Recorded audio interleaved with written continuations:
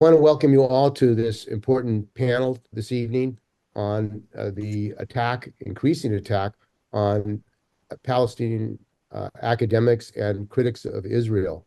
And retaliation that's been going on for decades, actually, against supporters of Palestine and critics of Israel. It's not exception. It has become a common practice in academia, in colleges, to go after faculty members who support Palestine and want to have a discussion with their students and in the colleges around these issues. So we're going to start with Dr. Rabab Abdulhadi. She is founder of the AMED program, San Francisco State University Studies, where I graduated from, actually. And I have to say that that program has also come under attack, as we were in '68, because what we believed is you have to bring the community and struggles in the community and internationally into the colleges. And when ethnic studies was founded, or it wasn't called ethnic studies, Third World Liberation College, it was the view that the colleges had to be connected with the struggles in the community against racism, against gentrification, against the attacks that working class people face. And that was one of the reasons there was a strike in '68. And Dr. Abdulhadi has actually carried on that.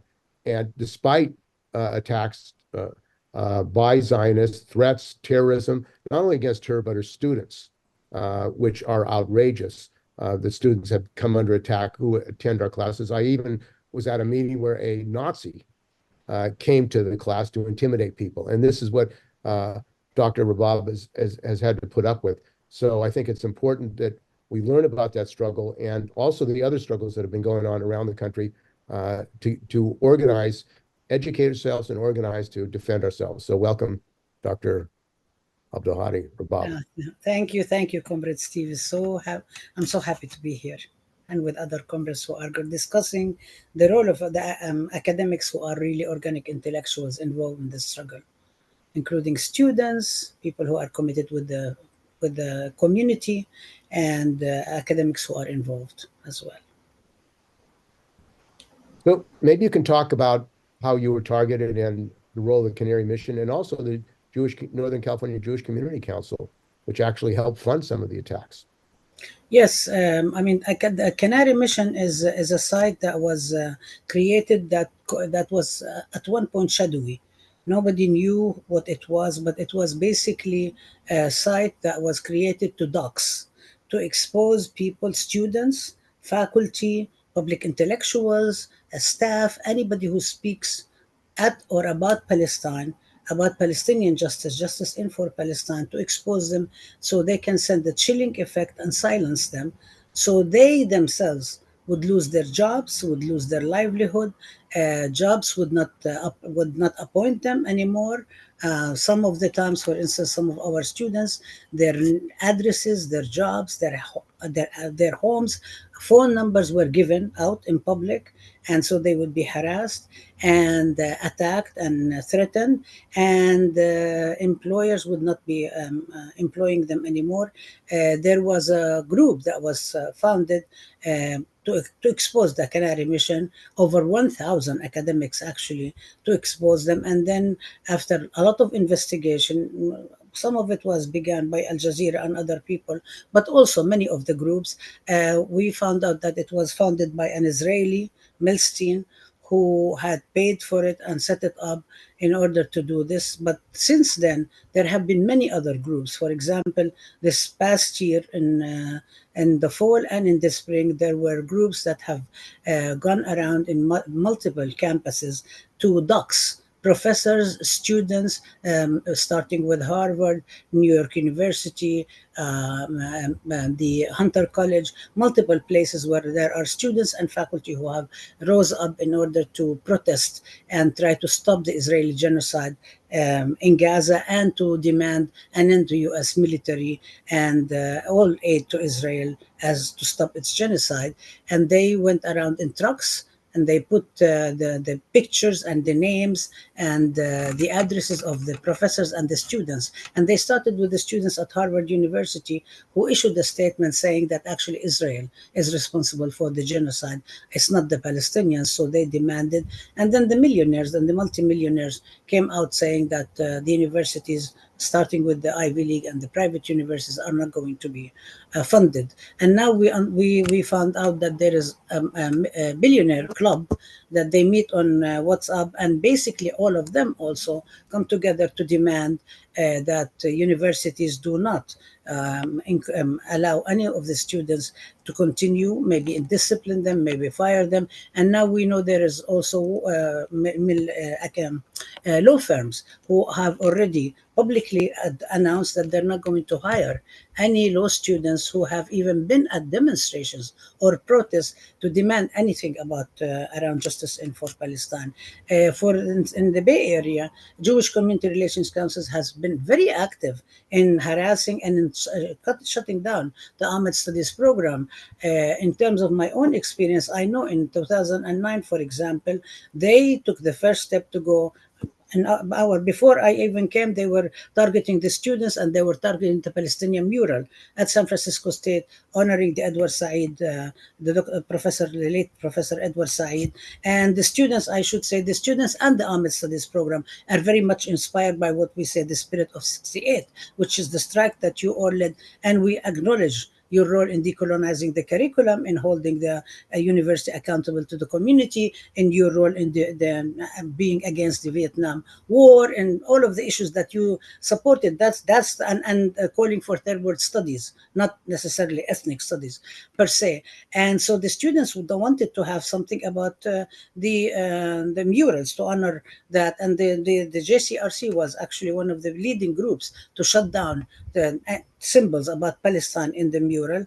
And then the second attack was against us when Palestinian students wanted to have a mural celebration. So they met with the president and demanded that the activities will be cancelled. The president did not cancel the activities, but he canceled the searches that we were doing to hire two professors to build the AMED Studies program. And since then, I've been the only professor in AMED Studies. So basically trying to diminish the program and silence it. And we've had all sorts of attacks, just like many others of our colleagues at other universities. The students have been targeted. Our pictures have been posted everywhere. We've received all sorts of threats here and there. I think one of the things that distinguishes us from other places is that we have a program. They would like to distinguish this program and eliminate it because they want to criminalize teaching Palestine. Basically, they don't want teaching Palestine to be part of the curriculum the same way that you came about and you struggled in 1968. For them, it's very, very important part of their agenda. So for them to destroy AMED Studies program is a very important part of their curriculum, in addition to distinguish any part of struggle, solidarity, speaking out about Palestine. Okay, well, thank you very much for that initial presentation. And I think obviously it's been a long struggle, and it continues. So our next speaker is Danny Shaw. He's formerly with John Jay College, and he was also attacked for being a critic of Israel and internationalist. So welcome, Danny. Hey, thanks so much for the invite. It's an honor to be here alongside Dr. Rabab, Howard, and Sang. We truly stand on the shoulders of giants who've never thought about their own personal welfare and have always stood on the right side of history. So I was mentored, by a powerful generation of fighters.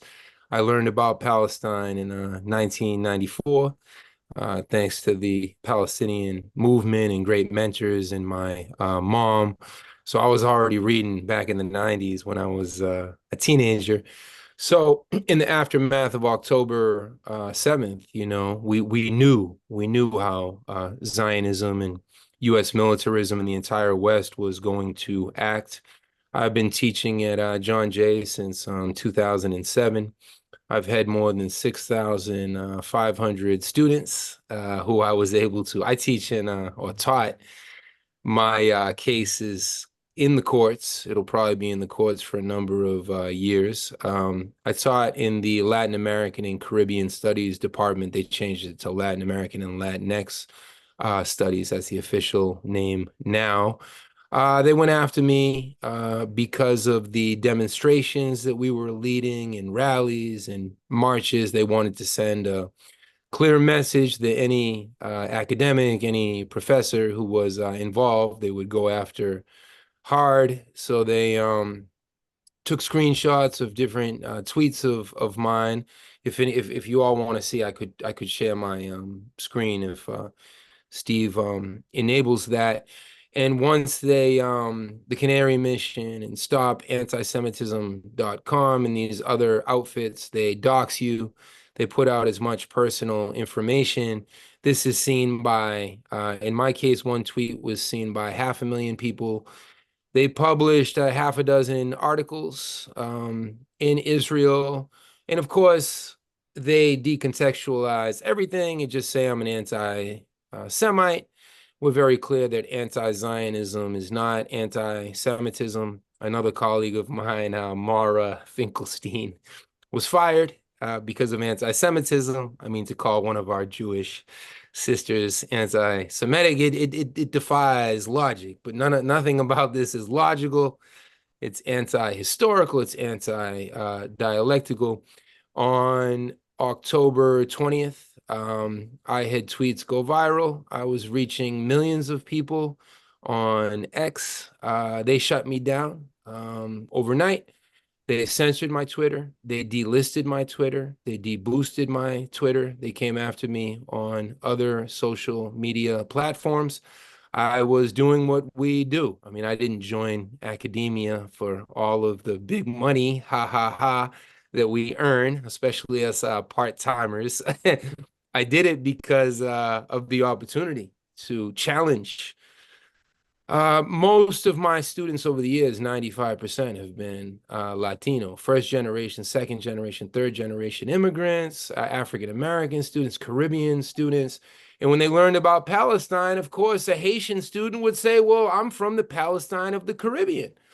And a Nicaraguan student would say, wait a minute, that's the same thing they did to us in the 1980s when we had our revolution and sought to have our sovereignty and self-determination. Every semester, we had Latino Palestine solidarity events. I was actually with Dr. Rabab back in November when she spoke on the campus. And of course, some Zionist students snuck in there and they were recording everything that we said. And as soon as we saw them, we kicked them out.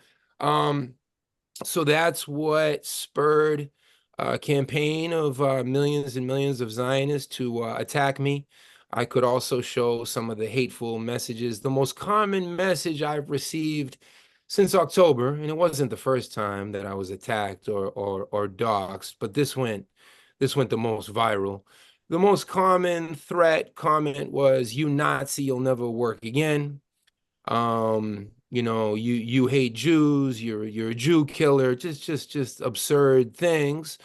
And when I went and informed John Jay College of Criminal Justice about what had happened, when I informed the security, they never did anything to keep us safe. They just sat there smiling, saying, this is horrible, and we're going to help you, and we're going to help you. They never did anything. The president, so the way I was fired was because of the doxing campaign. I received thousands and thousands of threats and hateful messages. So did the president of the college, Carol Mason. She received a whole pressure campaign, as did the entire college, John Jay College, the admissions office, and whoever else every day. Why are you allowing this Hitlerite professor there? Why are you allowing this Nazi? And it's tough not to have a certain smile, because when history is on your side, you really have nothing to fear, as the Palestinian people have always taught us. So working with CUNY for Palestine and Faculty for Justice in Palestine and the SJPs and Jewish Voice for Peace, those are our true heroes. And the students at Columbia, I was never really proud to be an alumnus, but in April, I was proud, and I went out there and I camped out. I was informed in March that I was fired after 2 decades of service, and before being a professor, I was a research assistant for one of the best critical criminologists in the world. If you don't know his work, David Brotherton. I was also an assistant, research assistant for Luis Barrios. If you don't know Luis Barrios, because I know there's a lot of West Coast people here, Luis Barrios, Puerto Rican freedom fighter, independence fighter. He comes out of that liberation theology tradition. So I was mentored by the best, and they had gone after these professors for standing with Palestine as well. So you have this avalanche of pressure. And what the college professor, it was the week of Easter, she informed my boss, the department head of Latin American Studies, that I was fired. Very shamefully, I think, in my department, besides Luis Barrios, nobody stood up. They ran for the hills. They tried to critique me, that I wasn't being objective. And I'm like, oh, you're going to lecture me on how to be objective during the genocide? So it really hurt the careerism, the opportunism, the lack of solidarity. But dialectically, the economics department, and when you think of economics, I don't know about you all, but I don't think of left-wing anti-colonial politics, but the entire economics department stood up, put out a petition, tried to get me rehired. So thank goodness for solidarity, because what these organizations seek to do is, Dr. Rabab knows better than anybody, they seek to isolate us. They seek to instill fear. It's all based on fear. And just to conclude with my opening comments and pass the mic, the college president said it. She said it publicly, and this is all in going in the courts, and will be in the courts. I think this will take a number of years. But Carol Mason said that she didn't think that there was any proof that I was an anti-Semite. I mean, if any of this was true, wouldn't you have like a full-scale federal investigation that a Nazi underneath the radar for 18 years was teaching? Wouldn't that be like a very explosive, bombastic headline for the Daily News and the New York Post that specialize in these headlines? Dr. Carol Mason said that from on high, federal level, state level, Chuck Schumer, all these people who guarantee the flow of funding of millions and millions of dollars, they threaten what's called the Title VI investigation. That would mean they would do an entire civil rights investigation into John Jay College, accuse them of being guilty of civil rights violations and anti-Semitism. So Carol Mason, who never looked me in the eyes, before firing me, she had to look me in the eyes when we came protesting and had this whole town hall protesting her and speaking out. But she fired without ever sitting down with me, without hearing any perspective. She clearly has no clue about 76 years of genocidal colonialism, displacement, ethnic cleansing, apartheid. So where is her solidarity? And they succumbed. They gave in to all of this pressure, the threats against the funding, the threats of civil rights Title VI investigation. The week of Easter, I was fired without a peep from my department, which hurt me a lot. I've known some of those individuals for 2 decades, and many of them often invited me as the guest speaker to speak on the very issues that they were afraid to touch. And guess why they were afraid? Because you cannot have a genocide without censorship. It's a necessary ingredient. So how important to say, when we say that the CUNY administration is complicit in genocide, it's not hyperbole. When we say the New York Times is complicit, and CNN, and forget Fox, I think that's self-evident. So thanks again for this opportunity to meet you all and to keep this movement moving forward. We have to keep building momentum for our sisters and brothers in occupied Palestine. Thank you, Dan, for your presentation. Our next speaker is Sang-Hae Gill. She's a faculty member at San Jose State University.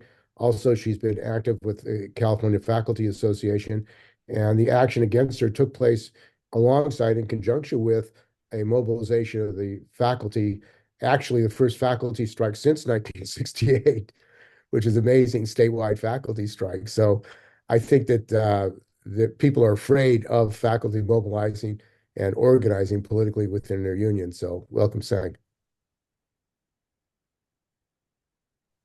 Thank you.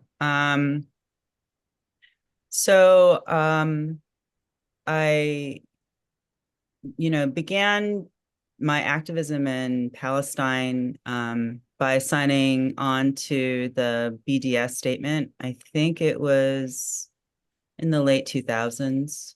But I didn't really become more activated until I visited the occupied territories in 2015. And so I began getting in the radar of Canary Mission around the time where I invited Stephen Saleda to come to our campus to talk about his cancellation and the unfairness and the injustice of it and its relation to academic freedom. I also openly supported Rabab Abdulhadi. And it seemed to be those three key things that got me on the Canary Mission website: signing of the BDS statement, supporting Rabab, and supporting Stephen. It really didn't have an immediate effect on me being on the website. It seemed to mostly impact my students because it seemed that my students were the ones that were getting the phone calls at their employers saying, oh, did you Google their name? And have you seen these websites that say that they are horrible people? And since I was on the tenure track, it did reach the radar of administrators, but they didn't seem to be too concerned about it, other than the fact that I told them it harms faculty's academic freedom to have these kind of websites floating around. But the administrators at the time just said this was all part of civil discourse and, the whole civility debate, I think, that happened about like 5 or 6 years ago among administrators to try to justify these kind of academic targeting by third parties.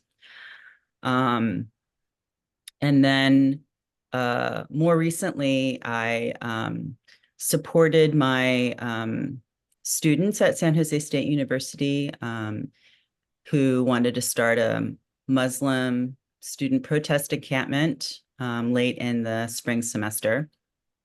And I was job suspended for it, for supporting my students, which is part of my faculty duties to support my students. I'm also a faculty advisor for Students for Justice for Palestine on my campus. And so these were part of my job duties. And so I think it was because of that and other reasons that they job suspended me. I can't go into the details about the investigation other than that they opened one. And I'm currently on job suspension right now. And so I thought I would just show really quick the update that Canary Mission gave for me on their website, which just kind of shows what the other speakers were talking about. I just dropped it in the chat. It just kind of whips up this very kind of hateful, biased, unjust rhetoric. I know the administrators are closely monitoring sites like these as well. And I think it does. I think the Canary Mission website, like opening it back in, I think it was 2018 that they put a page on for me. It really helps prime, I think, for administrators how to view you in a particular way. I don't think administrators are very smart when it comes to things like this. So I do think that they are influenced unduly by such websites. Part of the job suspension letter that they gave me, a lot of the rhetoric was like, basically like my students are empty vessels and I control and directed them to do an encampment against their will.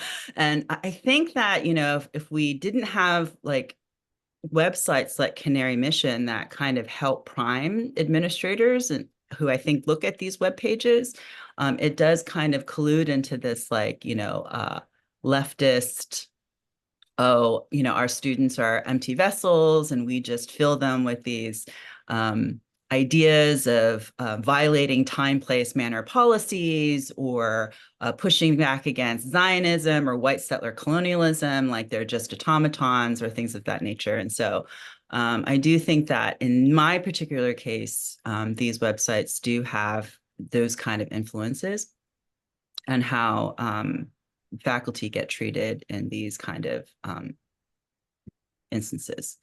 So I do think that pushing back against like websites like Canary Mission are really important, particularly for our students and researchers that do work in Palestine, because they are cited, when they go back to Palestine to try to do research, these websites are thrown in their faces for why they can't, re-enter the region to complete their work.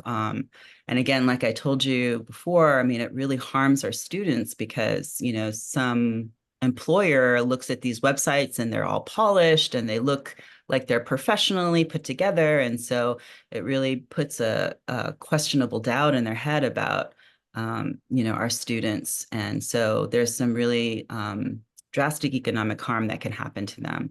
And like, as other speakers said before, if you're not on the tenure track, then you're more vulnerable as a lecturer to sites like these. And so,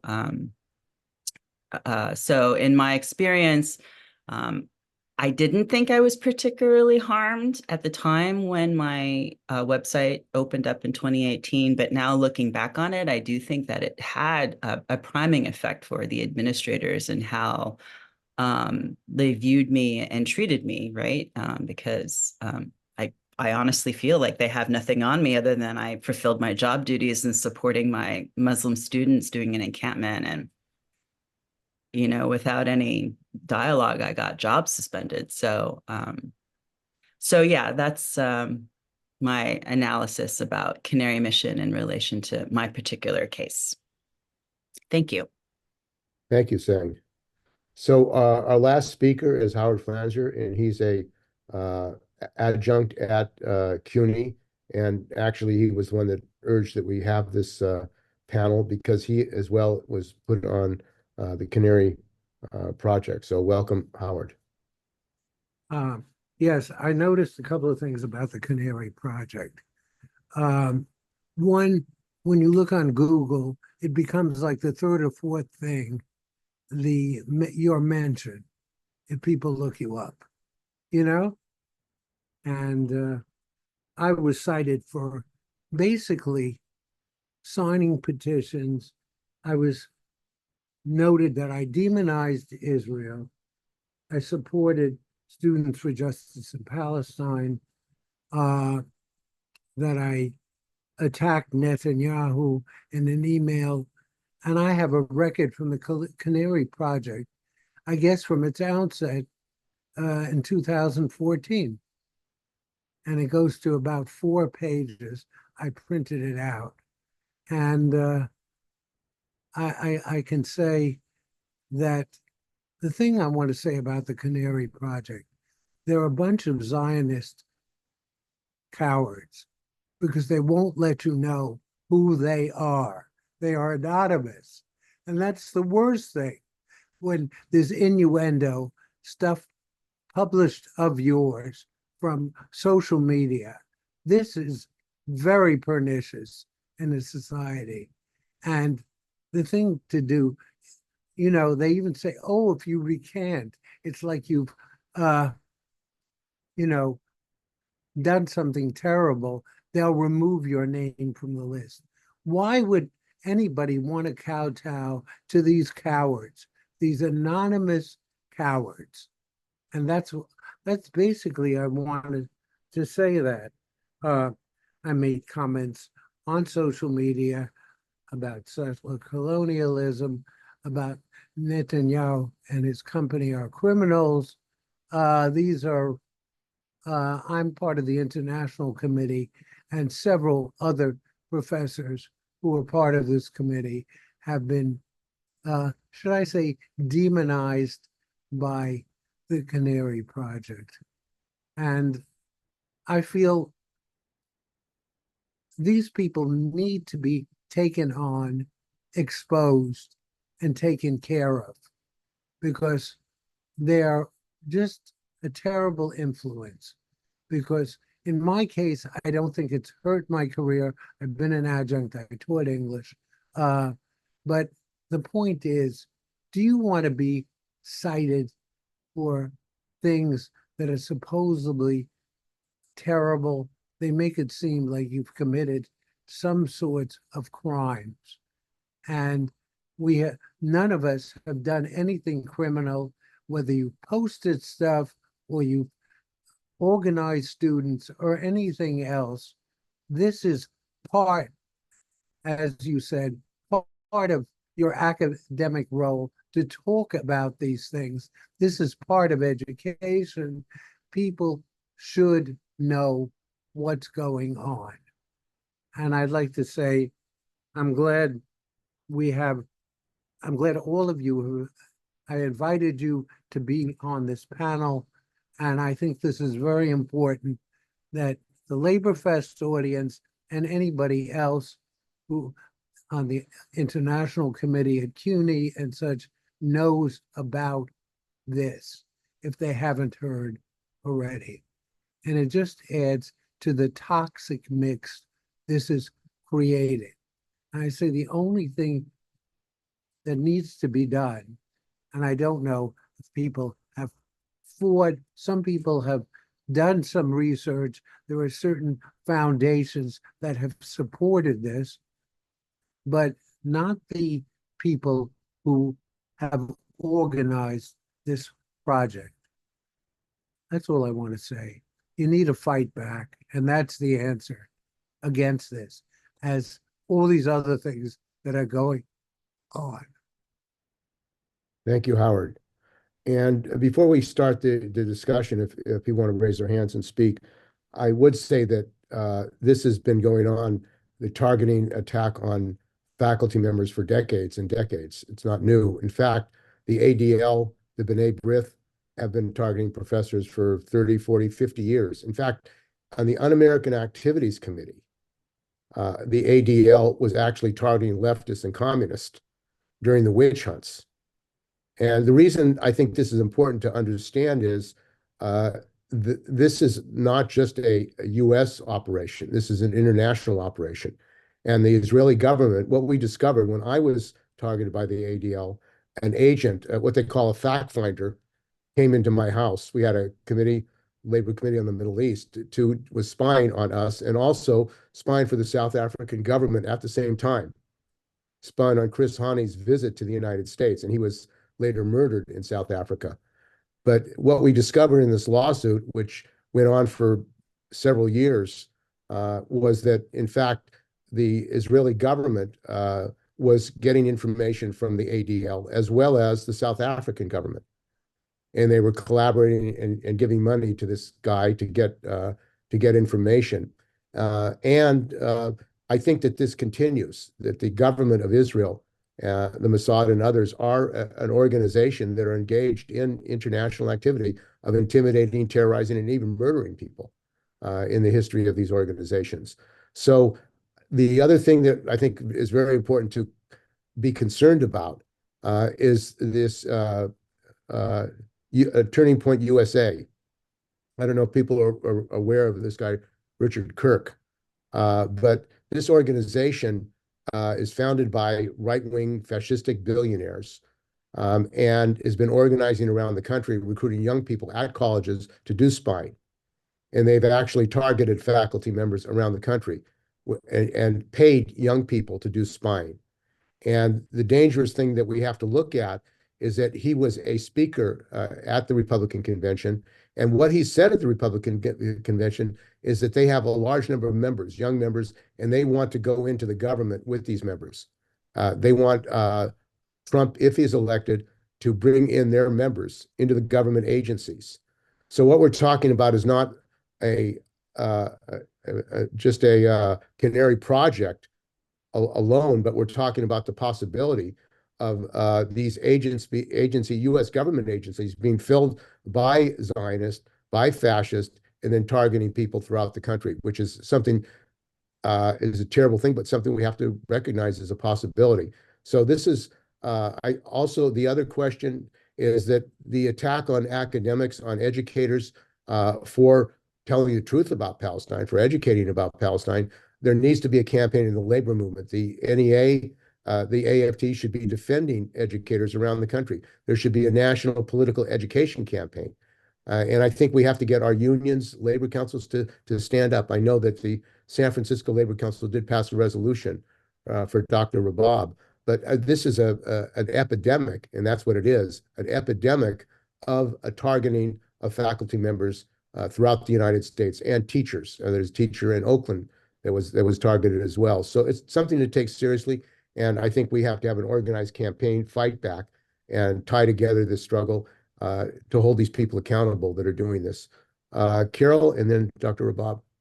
Dr.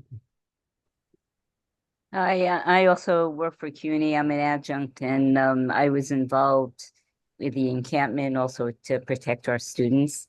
And then the police department came and broke all of that up. And I was only on the side of the street where they beat people up, as opposed to the other side of the street where they arrested people. So I ended up with a broken rib. But our mayor is as a Zionist as all get out. He takes trips to Israel. He's a cop. He's an ex-cop. And this is where the cops in New York are trained. They're trained in Israel. And so they are fascists, all of them. But what I wanted to say was that in 2021, on the International Committee, we had a resolution. We passed a resolution, got it passed in the Delegate Assembly about Palestine. And there were like 200 Zionists who freaked out, went nuts, and decided they were going to leave the Union. And so because there's something called the Janus decision, which basically means that you don't have to be in the union and you don't have to pay dues. And since my union is focused on getting money and people paying dues, they are terrified of having people leave the union because that's their main thing. And so this resolution passed, 200 people ended up quitting the union, and I say, you know, sayonara. But now they're so freaked out by it that as far as I'm concerned, you know, the union the union leadership is as responsible for supporting genocide as, you know, all the politicians. I raised a resolution in the union because I'm a delegate about condemning the AFL-CIO for giving money and supporting, you know, Israel. And almost immediately, for whatever reason, and I can't answer for the quote leftists in Delegate Assembly, I didn't get that much support, but almost immediately somebody called the question. And as soon as they called the question and they took a vote on it, that was the end of all discussion. So my resolution got some support, but, you know, not a lot, because by and large, and this, I said this on the Delegate Assembly list, that the Zionists have a stranglehold over the union. And as soon as I said that, I was kicked off the TA list. And I mean, what about academic freedom and freedom of speech and all of that? And I was tried in absentia because nobody said anything to me. And all of a sudden I disappeared. So I got in touch with somebody from the union, and they said, well, if I'm a good girl, then they'll let me back on the list. And so now what I do is I send out articles about the genocide as opposed to saying directly, because I know they'll kick me off the list again. So I try to get conversations going all the time. And I get these answers, oh, there's some good Zionists, some bad Zionists, you know, there's good and bad in everybody. But the thing is that people are like starting to talk about it more. And just recently, we got an email from the chancellor saying, we will not tolerate any sort of, now he didn't say just anti-Semitism, but hate speech. So anti-Semitism, anti-Muslim, anti-Black, none of that. We won't but that's always a code word for we're not going to allow anybody to say anything about Israel. And so people are now responding and sending emails to the chancellor about that. But yeah, I just want to end saying that the union leadership, as I said, is just as responsible for this as anybody else. Not only does the unions send millions and millions of dollars, but they prevent any kind of real discussion about it. And it's not like you're not allowed to raise a resolution, but they will immediately stop you. The Zionists will immediately stop you. And so it never gets past, like, a couple of people, and then there's a vote, and then it's over. So I would like to see, people in the union doing something about it. The delegates in the union, the people in the international committee, which has let me down. I don't know about how other people feel, but they have not really taken on the question, except internally, about Israel, but they don't send letters to the union leadership about how crappy this thing is. And so I'm just hoping that the new crop of people who witness the brutality of the police and all of that will start to, raise their voices and say something about, what's happening in Israel. Thanks, Carol. And also, Rabab is speaking next, but I did want to let people know that Rabab was also a candidate for the KPFA local station board. It's very important that there be a Palestinian voice, woman voice on the board. And there's been a fight in Pacifica of people who said that Pacifica should take a position against the genocide and should use its national broadcast operation to really educate people in the United States. And one thing that may happen is that it could be shut down by Trump if he gets back in, because there's been a complaint made against actually WBAI, because people in KPFA are against some of the programming of WBAI, which now threatens all of Pacifica. This complaint that the government is going to clean up Pacifica is very dangerous conception. But Dr. Rabab, you're on. Yeah. Thanks, Steve. Yeah, as I said, that I actually very familiar with WBI because I've been active in New York for a very long time.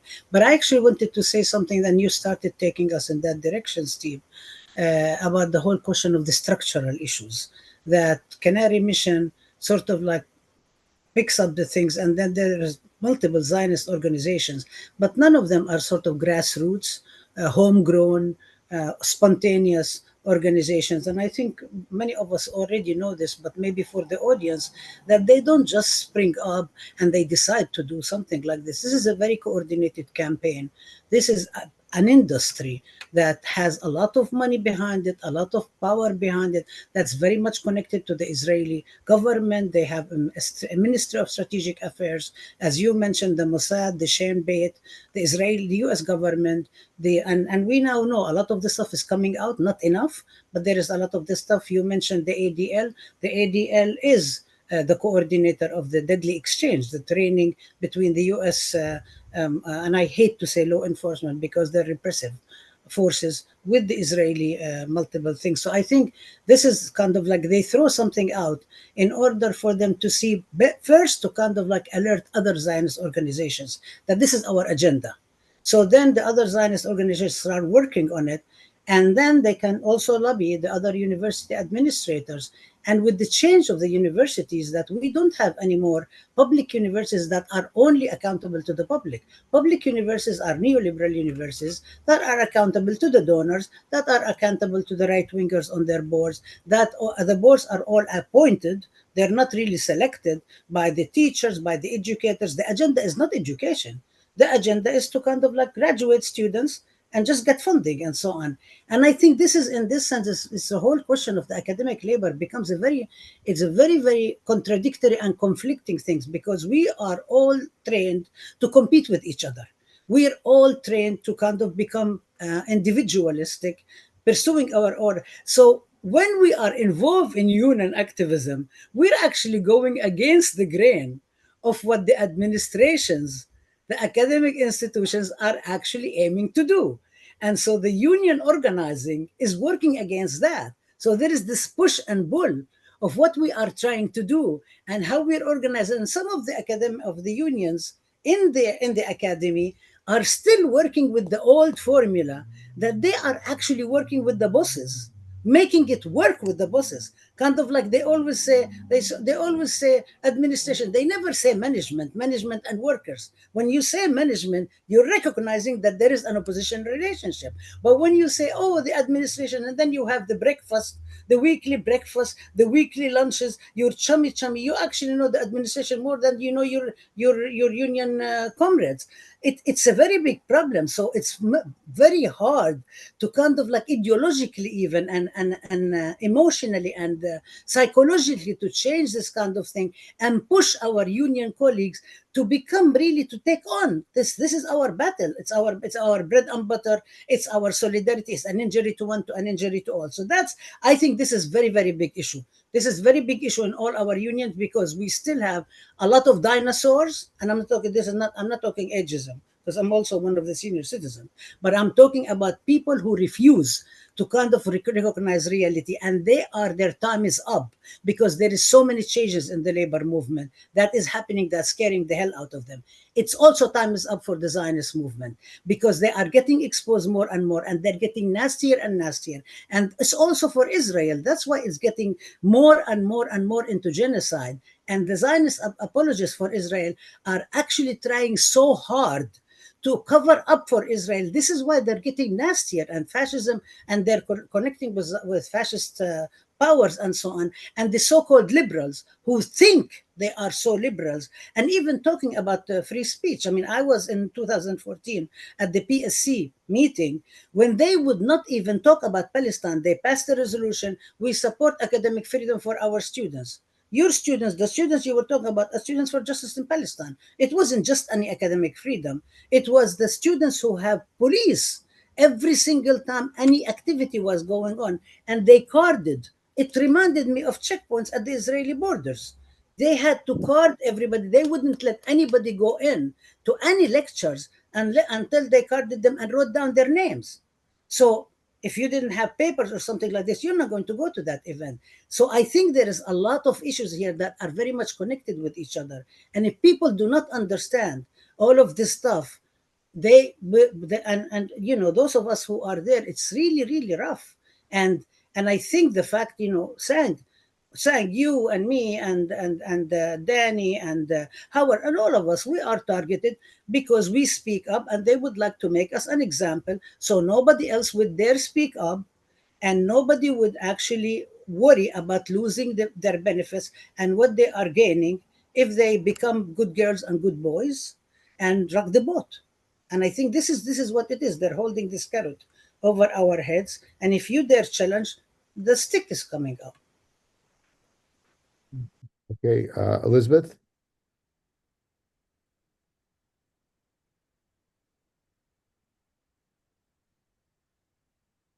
You're muted. Okay. Yeah, thank you very much for having this event, and thank you, Dr. Rabab, for always basically standing up not only for Palestine but for academic freedom. I wanted to give a very brief rundown about what's been happening at the University of California. I don't know if people know this, but University of California has a major funder, Helen Diller Foundation, who also funds Canary Mission. And there have been doctors who have been called in to the offices of their superiors for presenting, for having Twitter feeds that talk about the genocide, and for being actively against the genocide as a healthcare worker as well. There's been nurses and other healthcare professionals who've been told that you see SF not to wear their Palestinian flags or even any kind of color related to that. And within our union, so it's the area that I've been mostly involved in my union, University of Professional and Technical Employees. I don't know if people can hear me well because I'm outside. Is it too noisy? No, we can hear you. Is it too noisy? Okay. No. University Professional and Technical Employees, we passed a resolution 2021, which was scrubbed by the present leadership. And the present leadership has basically made it much more difficult to become a delegate, to get access to members to be able to run as a delegate. They normally run as a slate themselves, and we had an election recently, and I ran as a delegate, and there was only 27 slots, and I got until 28, so I didn't make the cut. But we got one of our members, UPTI members for Palestine members, Anita, inside. So she's going to be going to this next convention that's going to be held in San Diego in September 28th and 29th. And I'm still planning on going as a guest, and we're planning on having events there for educating members regarding what's going on in Palestine, because unfortunately our union has opted for, and they've made it very clear, they've stated this very clearly, that they're prioritizing their contract negotiations instead of talking about genocide in Palestine. And I'm running out of battery here. I'm not sure if I'm okay. And the other issue that I wanted to talk about is that we're very, very honored to have Dr. Rabab join us as the Rescue Pacifica slate at the KPFA Listener Station Board elections, which is going to start on August 15th. If you did not join KPFA before June 30th of this year, you unfortunately cannot vote, but that doesn't mean you can't let your friends know, and anybody who you know, to vote for the Rescue Pacifica slate, which Dr. Rabab is part of. And this is going to be the first time we're going to have a Palestinian person on KPFA LSB. And this comes in the heels of the KPFA LSB run by the Protectors majority. In March, they voted down a resolution on Palestine. We're talking about so-called progressives, right?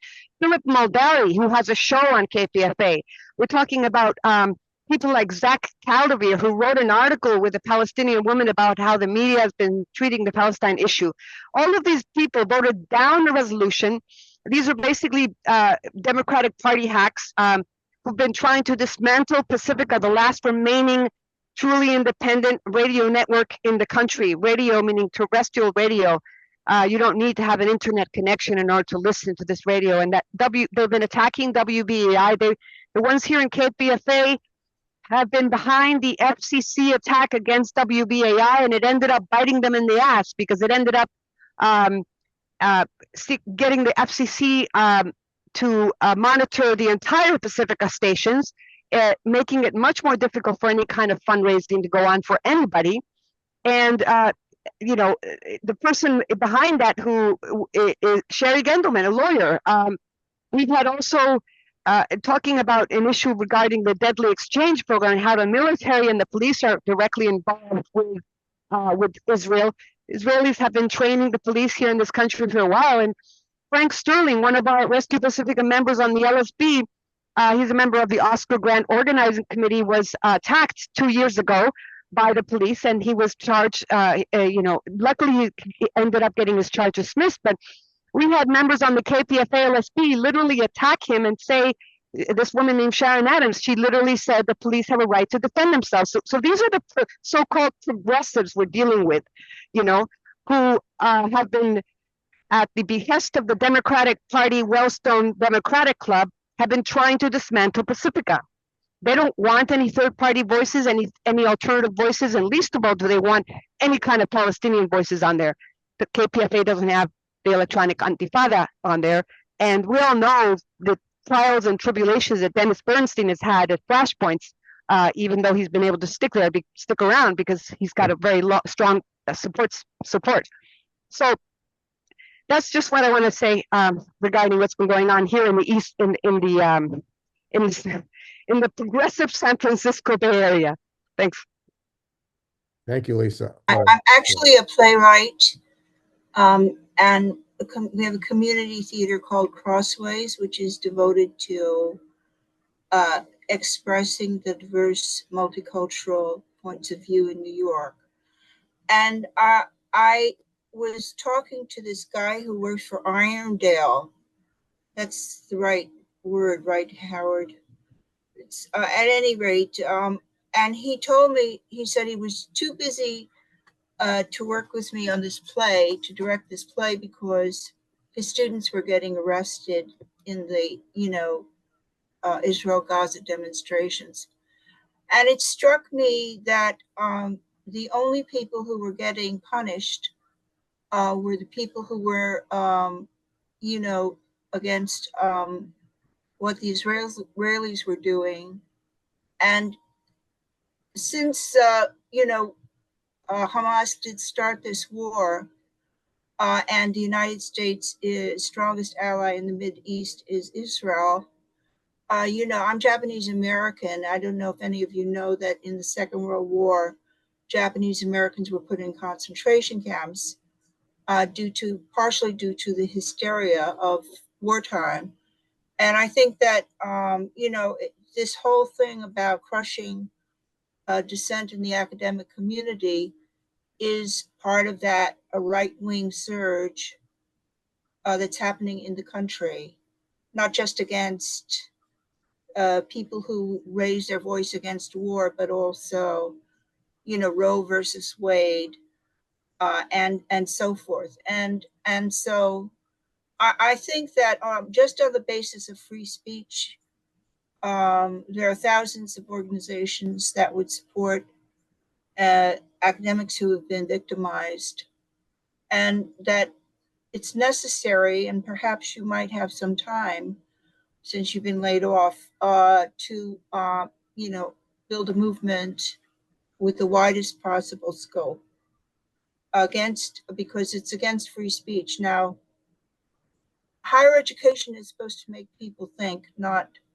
be afraid of exploring the world and finding things out. And so that's why this whole thing is a very dangerous uh,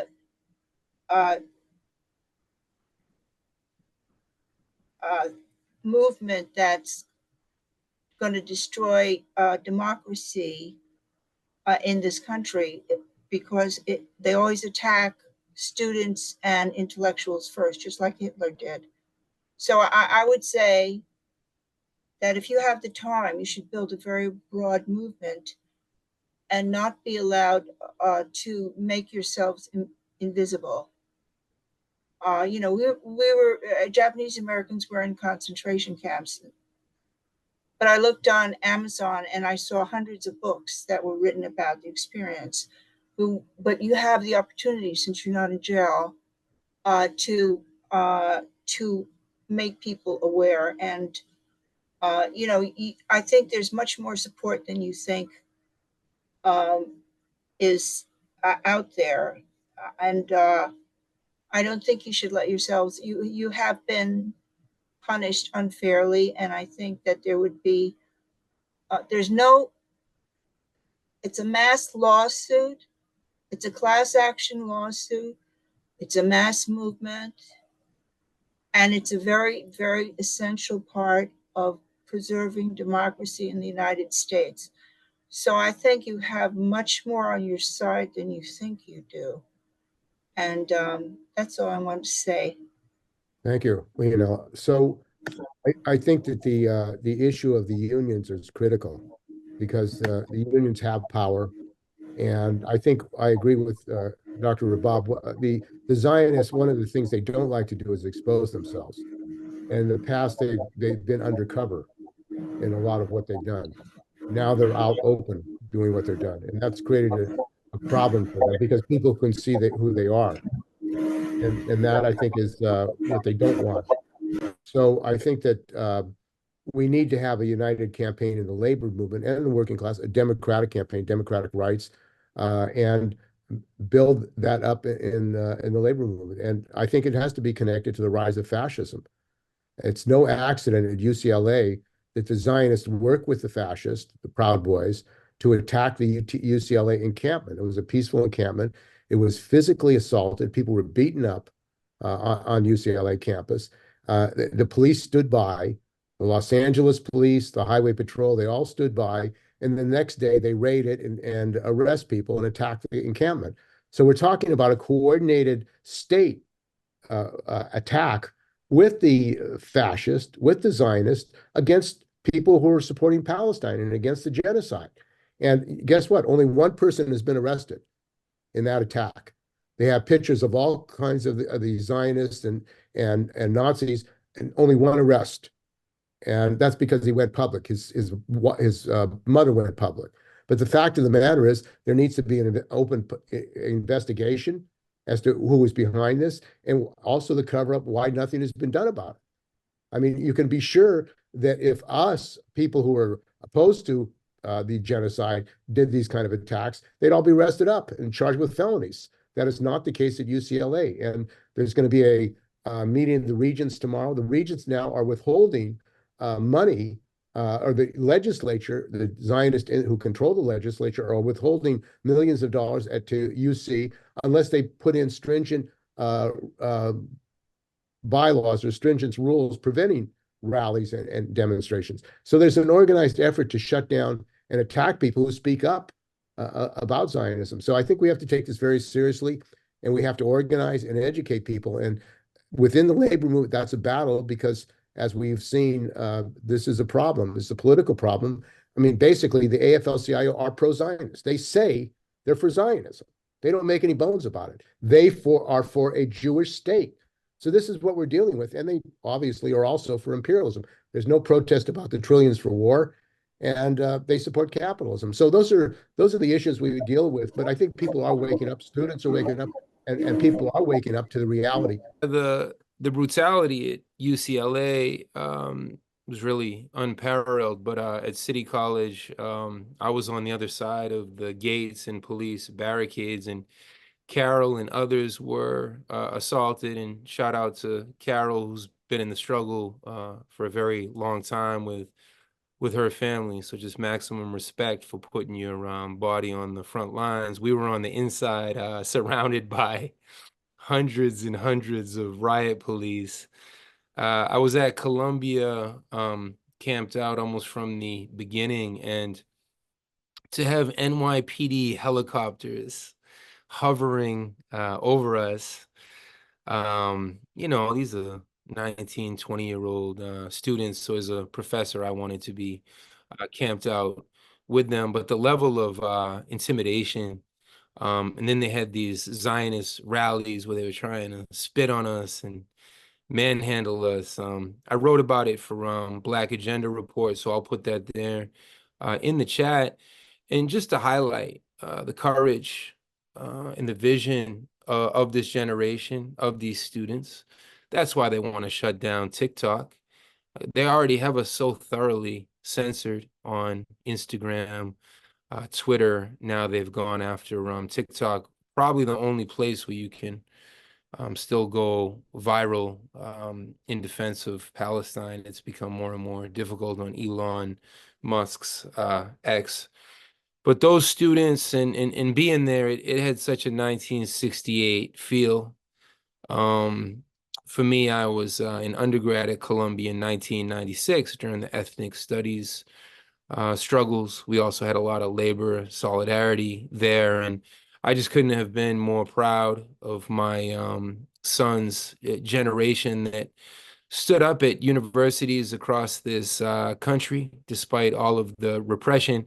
And that's why I wrote the piece for Black Agenda Report, because it was a real carnival of liberation. And I didn't just get doxxed by the Canary Mission. I've been doxxed by all these different groups, but the Atlantic, the Atlantic spread all these different rumors about me, never using any of my actual words, of course, because it's based on manipulation. But they did quote me as saying that the Columbia encampment was a Shangri-La of happiness and liberation. So I'll take that, because, it was like a Palestinian dance 1 minute, and then, a Passover, a dinner the next, and then prayer together. It was really, really beautiful. It truly was an incredible display of solidarity, of teachings. And that's why that's why I applied. I got a basketball scholarship to go to Columbia. I'm from Brockton, Massachusetts. I didn't know what Ivy League meant. I just saw the images of 1968 and the raised fist. I want to go there. I want to do that. And in the 1990s, we had our struggles, but nothing like what Columbia did, back in April. And that was the first rally we had for my dismissal, as well as Lisa, who was fired from Hunter, Dr. Tomac, psychologist fired from NYU and Hunter. So there's more and more of us who've been doxxed and intimidated, fired.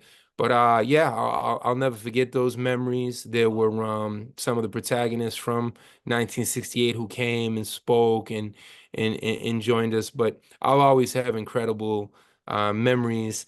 And then when they surrounded us at City College, I mean, how many thousands of riot police do you need to repress us, to intimidate us, to arrest us, to brutalize us?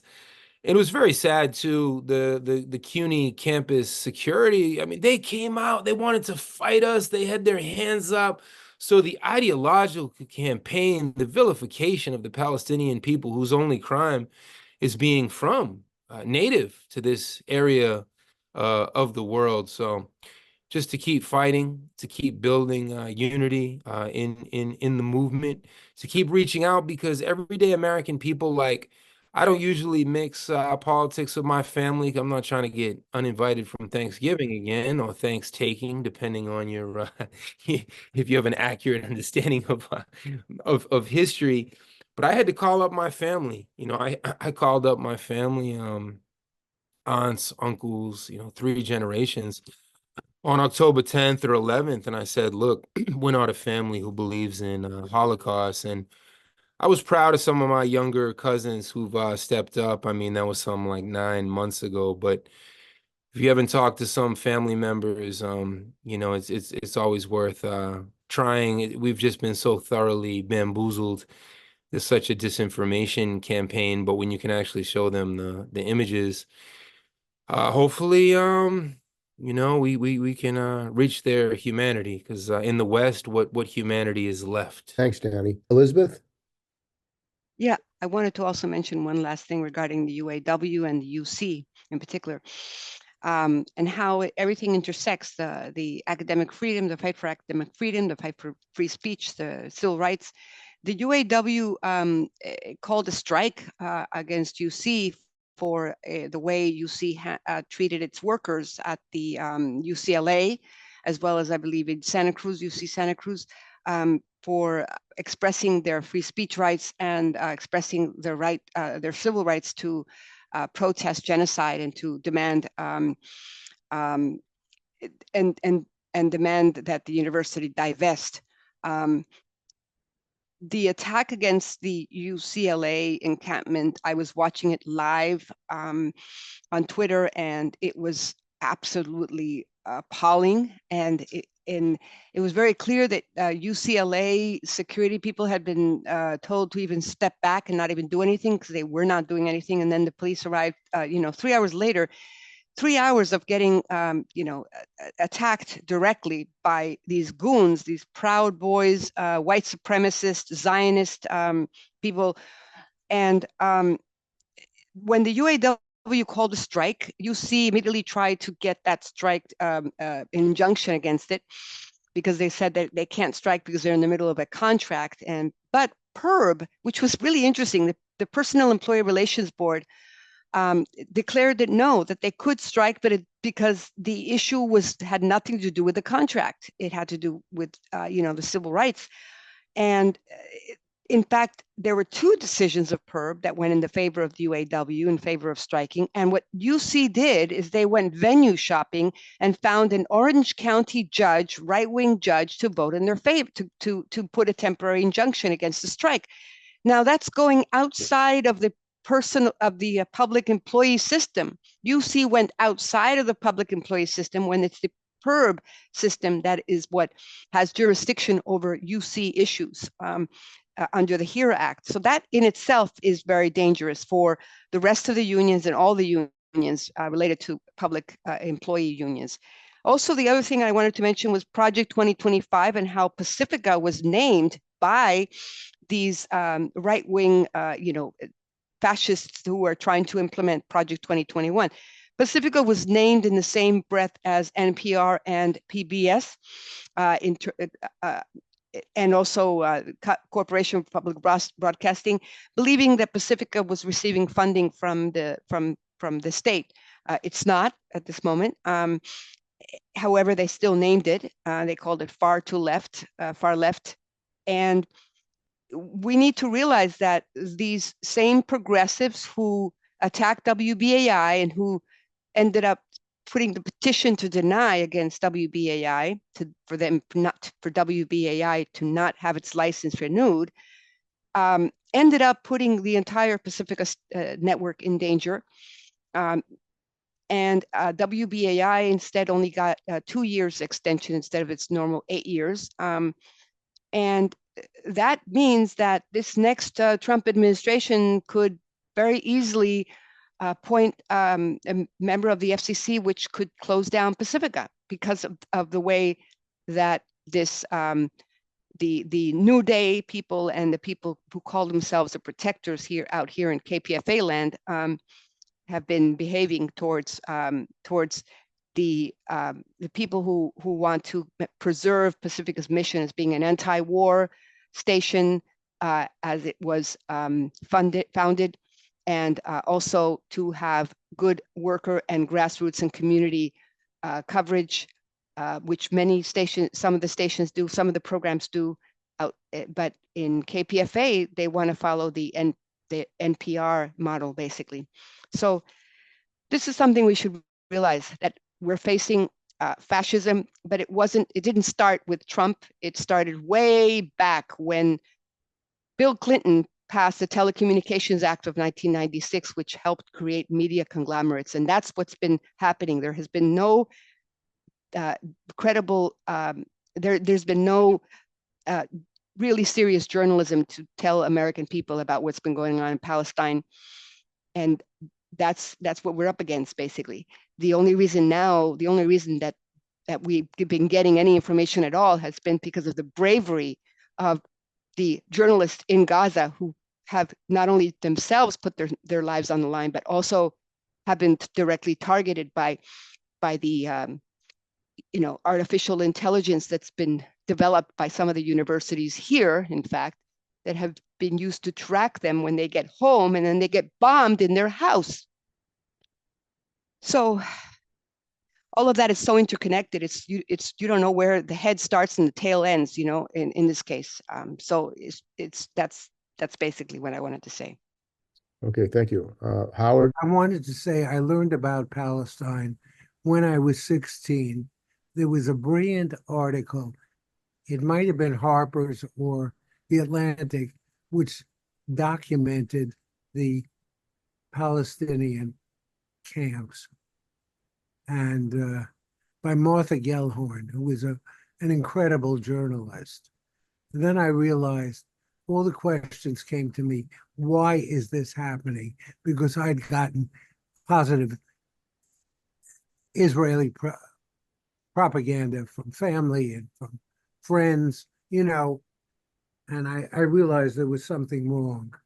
The other thing is, I wrote an article about the Palestinian Children's Theater maybe a dozen years ago, and I wrote about a performance by and the person at CUNY was afraid they were going to get protests. This was dances and singing and a little stuff. So this really shows you the temperature of these discussions. Even something, I realized the Palestinian dances that really they're cousins, the Palestinians and the Israelis, and the dances and everything else were very similar. It was amazing.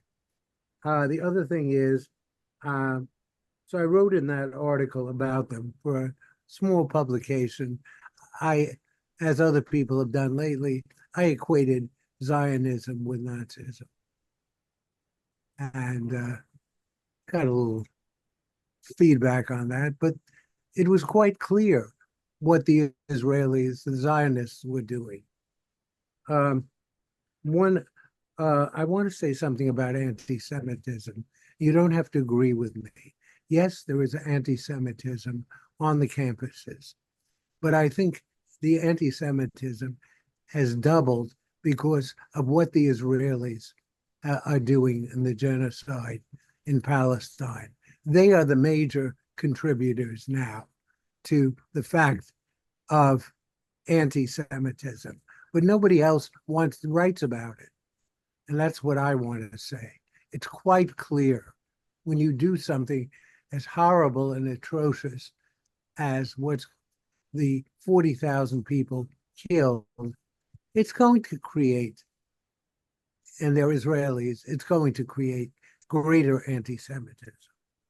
And another thing I want to comment on universities, the presidents who called the police, the direct line, and the presidents, the problem is that connection has to be severed between the presidents and the board of trustees. They're so beholden to them in every case that they'll go along with anything the trustees want.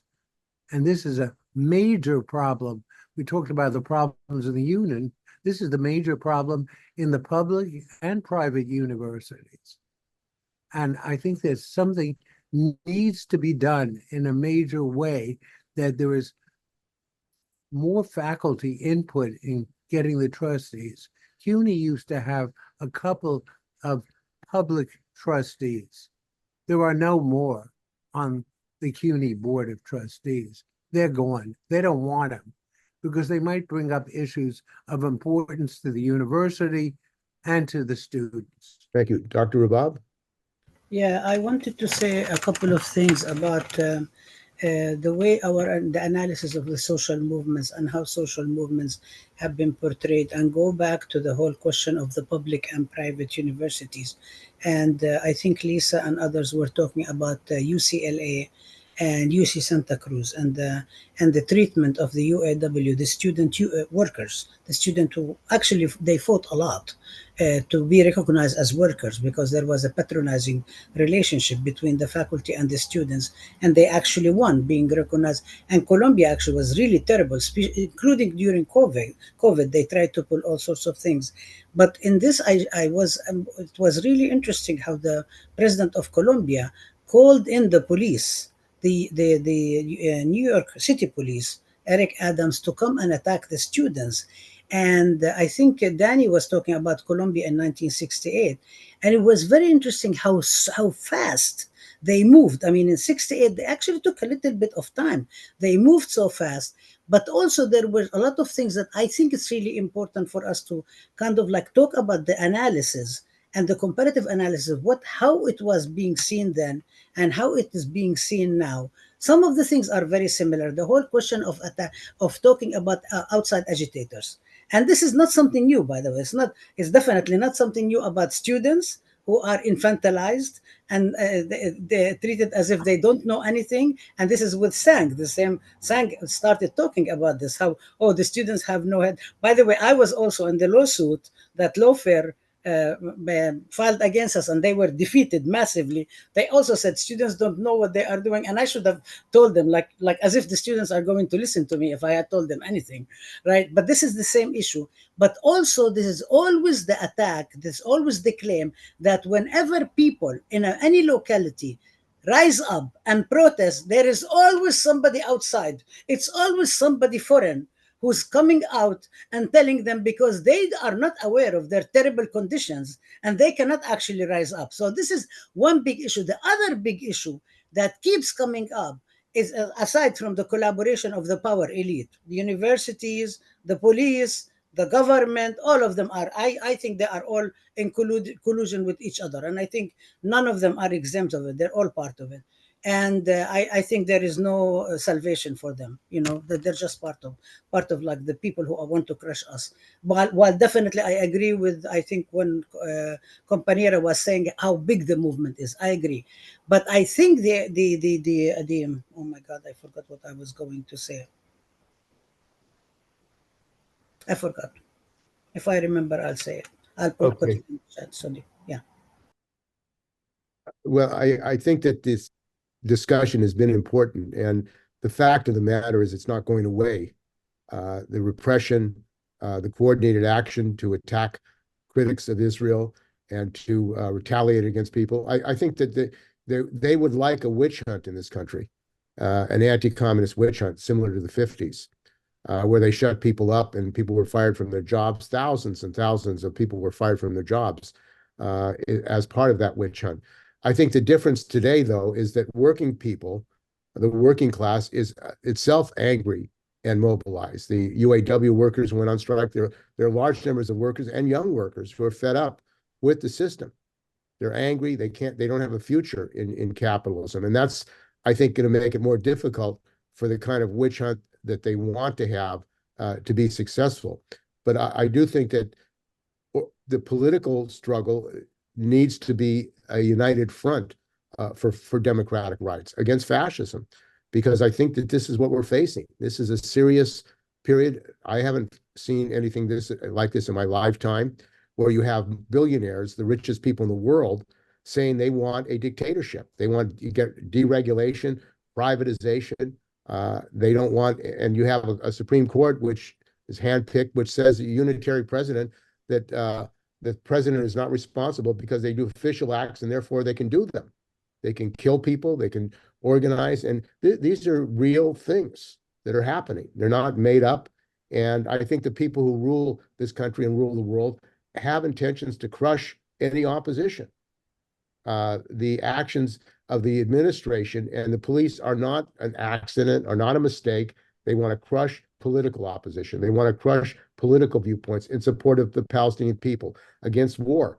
I mean, you know, there's a bipartisan policy of trillions of dollars for war, the war machine. And one of the political problems with the war machine is that there's no opposition in the national unions, in the teachers' unions, in AFSCME, and in these unions, no opposition to the unlimited amount of money for war, while our infrastructure is falling apart, while they can't keep the schools warm or cool in the summer. There's an environmental crisis. The money is going for the war machine, for the profiteers in the war machine. These are issues which people all over the world are fighting around. And I think in the United States, those people who are struggling, and there are hundreds of thousands of young people who are in struggle, they have to draw the connections. They have to connect the dots. It's not just about Palestine, it's about what's happening right here. And I know that the struggle to defend Palestine and against the genocide has to be connected to the attacks on the working class in this country, because they're taking from the working class to pay for the war machine, the Israeli war machine. There's a direct connection. And I think those are the kind of connections we have to make in the fight to defend the Palestinians and among public workers and others. They're not disconnected. And I think that this United Front, this education campaign, really a key part of it is the unions. And the support that the unions gave to you, Rabab, I think had some effect in maybe slowing down the university administration from going after you, because the Labor Council did pass a resolution, a clear resolution passed by the CFA chapter, saying that an attack on you was an attack on democratic freedom, was an attack on democratic rights, and was a threat to all. And I think that's how we have to pose this. It's not just about us individually, the individual people. It's about all of us having the right to speak out. And if we put it in that context, I think we will get a much greater amount of support. And we need writers, we need artists, we need, cultural people to talk about this. This is an important issue for all people. And that's kind of the connection we have to make. Leonel? Yeah, I would just say it's not accurate just to say, well, the AFL-CIO supports the war or supports Israel. You have to really examine different unions like the SEIU, which is the largest union in the country, like 1199. You have to look at different sections of those unions, the teachers union in New York State. And you can find people who are progressive. It's just like saying, well, all Jews are Zionists. It's stupid. You have to examine, because just like in Gaza, there's many different political points of view. So if you're going to build a coalition and you want to do it with the labor movement, you have to really study the labor unions and the individual locals that are more progressive and start there, and not just say, oh, the AFL-CIO is a Zionist organization. That's not going to get you anywhere. I mean, you're trying to build a crack. You're trying to look for the cracks and build a coalition. And just like you don't want people to look at you and say, well, you're this or you're that because you're this and that, other people don't want it, and other groups don't want it either. So if you're going to build a coalition, great, but please look a little bit more carefully at people and groups. Scott, and then Carol. Thanks everybody for your incredible bravery and just such a great discussion. But the Kathy is something keeps coming up, and I have absolutely no doubt in my mind. I mean, Trump's going to win. I mean, like, it's a really, really good chance because the other side's Genocide Joe, right? And he's got dementia. So, and the American people aren't dumb in that sense. But so one thing could easily happen very, very quickly is lots of modes of communication could be completely shut down. They're already being shut down. And the fascism, the first thing they're going to do is just control every form of communication and make sure that you can't talk. And since most of ours are so centralized, like you can imagine that Zooms, they put pressure on Zoom to say, if it says anything about Palestine, shut it down, right? They're already doing it with Twitter. They're doing it this. So my question is, when you get to the point where they leave you no choices, how do you organize in those spaces? How do you do protest when the UC in the fall says all protest is essentially banned, except that you can go out in some parking lot down in 30 blocks away? Like, how do you continue the protest? Do you get together? Do you start going back to old-fashioned faxes? Do you, whatever, fax machines or like Zines or copy machines, or how do you do it? People always do this when you repress it to the point of you can't, have these channels. So I'm just hoping people can think about this, because these things can go bad faster than you could possibly imagine. It can really turn on a dime when they decide to throw all these people, like someone's saying, into your government, and then boom, all of it is gone. So I'm thinking now there's other ways that you can get online. There's other things besides Zoom. There's other ways that you can do it in person. And I really highly recommend like ways of organizing that don't depend on these colossal media, these sort of consolidated media operations to get together, because once you lose that communication, you no longer can organize properly. And I know that's really dark. It's really dark, but I studied a lot of Weimar Republic, Deutschland, and it went bad faster than no one thought it was going to go like it did. Nobody thought it would go like it did. So just some thoughts. Carol? Yeah, I'm sorry that I gave the impression that somehow or other I thought the entire working class was Zionist, because I didn't. My resolution condemned the AFL leadership and not the membership at all. And I mean, we're for the United Front Committee for a Labor Party, which is an organization that Steve and I are both have organized to try to get the broadest possibly united fronts that we can on issues like Palestine and supporting the students and all kinds of things.